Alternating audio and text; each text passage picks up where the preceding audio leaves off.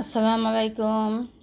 সবাইকে শুভ সকাল। সবাই কেমন আছেন? আলহামদুলিল্লাহ, আমি তো অনেক ভালো আছি।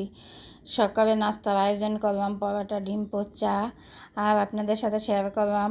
আর আল্লাহর কাছে হাজার শুকরিয়া আদায় করি রাত্রে বৃষ্টি